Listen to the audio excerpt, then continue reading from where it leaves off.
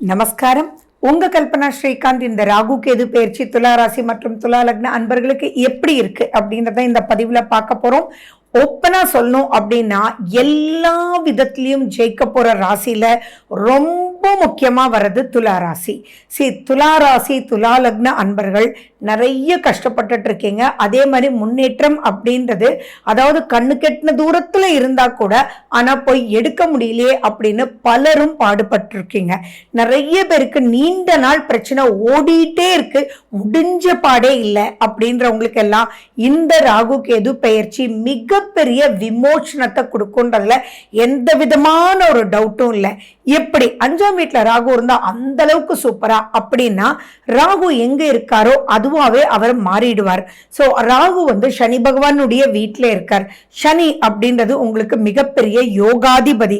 அந்த சனி பகவான் உங்களுக்கு 6ஆம் வீட்டுக்கு டிராவல் பண்ற சமயத்துல ராகு சனி வீட்டுக்கே வரும்போது, ராகு சனியாகவே மாறும்போது ஆட்டோமேட்டிக்கா அனைத்து நெகட்டிவிட்டியும் ஓடியே போயிடும் அப்படின்றது நீங்க எல்லாருமே பார்க்க தான் போறீங்க. இந்த 18 மாசத்துல எவ்வளவு பிரச்சனைகள் முடிச்சிங்க அப்படின்றது கண்ணு கணக்கில் அடங்காதது. சோ அத்தனை பிரச்சனைகளுக்கும் ஒரு தீர்வு. உங்களை நினைச்சு உங்க குடும்பத்தார் யாரெல்லாம் கண்ணீர் விட்டுருக்காங்களோ இப்ப எல்லாருமே அப்பாடி ரொம்ப சந்தோஷம்ப்பா, நீ நல்லா இருப்பா அப்படின்னு உங்களை ஆசீர்வதிக்க கூடிய அளவுக்கு மிகப்பெரிய குழப்பத்திலிருந்து நீங்க வெளியில வர போறீங்க. அதே மாதிரி நிறைய நீங்க தான தர்மத்துக்குள்ள போறீங்க. நிறைய ஆன்மீக பயணம் மேற்கொண்டு நிறைய உங்க பிரச்சனைகளை முடிக்கிறதுக்காக நீங்க ஒவ்வொரு கோயிலையும் ஒவ்வொரு தெய்வத்துக்கிட்டையும் நீங்க பிரார்த்தனை வச்சுட்டு வந்திருக்கீங்க இல்லையா? ஏன் எத்தனை பேர் காணிக்க கட்டி வச்சிருப்பீங்க, அதெல்லாம் செலுத்துற காலம் உங்களுக்கு வந்தாச்சு. சோ இது மிகப்பெரிய அற்புதமான ஒரு காலகட்டம். சோ பிரச்சனைகள் மட்டும்தான் முடியுமா? முன்னேற்றம் அப்படின்றது எப்படி இருக்கும் அப்படின்னா, உங்களுக்கு முன்னேற்றம் பிரம்மாண்டமா இருக்க போகுது. பிரம்மாண்டம் அப்படின்னா அந்த அளவுக்கு பிரம்மாண்டம்னு வச்சுக்கோங்க. ராகு அப்படின்னாலே it's called a multiplier. Ketu அப்படின்றது எதை எடுத்தாலுமே கத்திரிக்கோள் மாதிரி கட் பண்ணக்கூடியவர். ராகுமே ஃபேவரபிள், கேதுவுமே லாபஸ்தானத்துல சூப்பர் அப்படின்னா வேற என்னங்க வேணும்?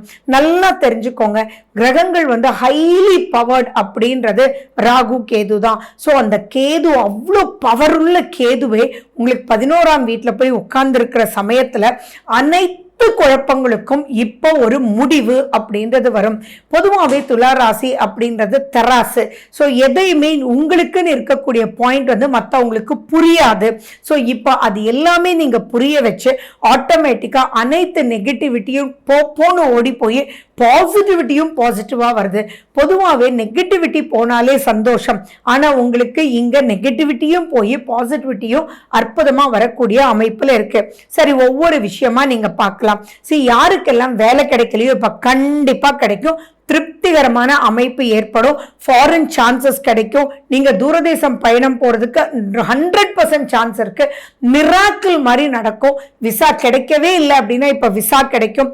வெளிநாட்டில் இருக்கிறவங்களுக்கு PR விசான்றதெல்லாம் சூப்பரா கிடைக்கும். ஸோ இதெல்லாம் இப்ப நீங்க மிஸ் பண்ணாம இந்த ஆப்பர்ச்சுனிட்டிஸை நீங்க எடுத்துக்கணும். அடுத்தது பாத்தீங்க அப்படின்னா, திருமண வாழ்க்கை அப்படின்றது யாருக்கெல்லாம் பிரச்சனையா இருந்ததோ பிரிந்த கணவர் மனைவி ஒன்று சேருவாங்கங்க. அதுல டவுட்டே கிடையாது. அதாவது என்ன பண்றதுன்னே தெரியாம அவங்கவுங்க வீட்டுல இருக்கீங்களா, இப்போ ஒரு புரிதல் ஏற்பட்டு ஒரு அண்டர்ஸ்டாண்டிங்கிறது அங்க இந்த கிரகங்கள் அந்த ஃபீலிங்ஸை தூண்டும். சரி, நம்ம விட்டு கொடுத்து போலாமே அப்படின்ற ஒரு எண்ணத்தை தூண்டும். அப்படி இருக்கும்போது மனம் விட்டு மட்டும் இப்ப பேசுங்க. ஈகோவை தூக்கி போடுங்க. தூக்கி போட்டுட்டு நீங்க பேசும்போது அவங்களும் ஒத்து வருவாங்க, நீங்களுமே ஓகேப்பா அப்படின்னு ப்ரொசீட் பண்றதுக்கு வாய்ப்புகள் இருக்கு. அதே மாதிரி டைவர்ஸ் வரைக்கும் போயிட்டு இருக்கவங்க கூட சரி ஓகேப்பா விட்டுட்டு சேர்ந்து வாழலாமே, கோர்ட் என்ன கேஸ் என்ன நாங்க வாபஸ் வாங்கிக்கிறோம் அப்படின்னு சொல்லிட்டு திரும்பியும் சேர்றதுக்கு உண்டான வாய்ப்புகள் இருக்கு. அப்படி இல்லைன்ற பட்சத்துல உங்க கட்ட பொருத்தமே சுத்தமா நல்லா இல்லை, ஆனா ஏதோ அவசரப்பட்டு கல்யாணம் பண்ணிட்டீங்க அப்படின்றவங்களுக்கு ஒரு 12 வருஷம் ஆகி கூட டைவர்ஸ் ஆனவங்களை நான் சந்திச்சுட்டே இருக்கேன். ஸோ டைவர்ஸ் ஆகாம இருக்கிறவங்கள, அப்படிப்பட்டவங்களுக்கு இப்ப டைவர்ஸ் ஆகக்கூடிய ஒரு நிலை ஏற்படும். மறுமணம் ஆறதுக்கு இப்ப எக்கச்சக்கமான வாய்ப்புகள் இருக்கு.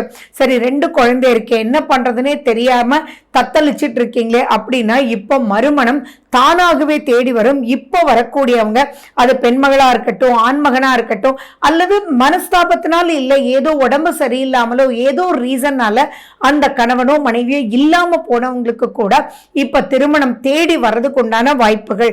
2 குழந்தைங்க வச்சிருக்கோம் மேடம், என்ன பண்றதுன்னே தெரியல, எந்த பொண்ணும் அமையல, ஆனா இவங்களை வச்சுட்டு வேலையும் பண்ண முடியல, அம்மா அப்பாவுக்கு கிட்டத்தட்ட 70-80 வயசாயிடுச்சுன்னு வருத்தப்பட்டு இருக்கீங்களா? கவலையே பட வேண்டாம். இப்போ ஒரு நல்ல பெண்மகள் மேபி அவங்களுக்கும் ஒரு குழந்தையோட வந்து நீங்க 3 பேருமே 3 குழந்தைங்களை வச்சுட்டு நீங்க ஸ்மூத்தா வாழ்க்கையை நடத்துறதுக்கு அற்புதமான ஒரு காலகட்டம். இப்போ அவங்க ஃபேமிலியும் உங்களோட சேருவாங்க, உங்க ஃபேமிலியும் உங்களோட சேருவாங்க. இன்னும் சொல்ல போனா ஆச்சரியமா இருக்கும். அந்த மாதிரி நடந்தவங்க குடும்பத்திலிருந்தே மேபி உங்களுடைய கணவர் மனைவி அவங்களை விட்டு எக்ஸான உங்க ஃபேமிலியில இருந்து கூட இப்போ உங்களுக்கு உண்டான கரெக்டான லைஃப் பார்ட்னரை தேர்ந்தெடுக்கக்கூடிய வாய்ப்பு அதிகமா இருக்கு. நான் ஒரு சிம்பிளான ஒரு கேஸ் ஸ்டடி சந்திச்சேன், அதை உங்களுக்கு சொல்றேன். ஒரு வீட்டுல மிகப்பெரிய பிரச்சனையாகி டைவர்ஸ் ஆயிடுச்சு. டைவர்ஸ் ஆகி கிட்டத்தட்ட 5 வருஷம் ஆச்சு. ஆனா அவங்க வீட்டுல இருந்தே அவங்களுடைய 2வது பொண்ணை இவங்களை கல்யாணம் பண்ணி கொடுக்குறாங்க. சோ அவங்க பொண்ணு என்ன தப்பு பண்ணா அப்படின்ற விஷயம் எல்லாம் வேற. அப்ப அவங்களே பயங்கர பிரச்சனை பண்ணியிருக்காங்க. ஆனா அப்பவே புரிஞ்சுட்டு அவங்களுடைய 2வது பொண்ணையே அதே மாப்பிள்ளைக்கு கொடுக்க தயார். அந்த அளவுக்கு எல்லாம் மாற்றங்கள் இப்ப சூப்பரா வரும். பயப்பட வேண்டிய அவசியங்கள் இல்லை. பொருளாதாரம் சூப்பரா உங்களுக்கு நடக்கும். அதே மாதிரி இப்போ புது புது டெக்னிக்ஸ் நீங்க இப்பவே பாத்தீங்கன்னா ஸ்டார்ட் ஆயிருக்கும். துளாராசி துலா லக்ன அன்பர்களே, எல்லாமே வித்தியாசமா தோணும். இன்ட்யூஷன் ஒரு முக்கியமான விஷயத்த மீட்டிங்ல டிசைட் பண்ணுவாங்க.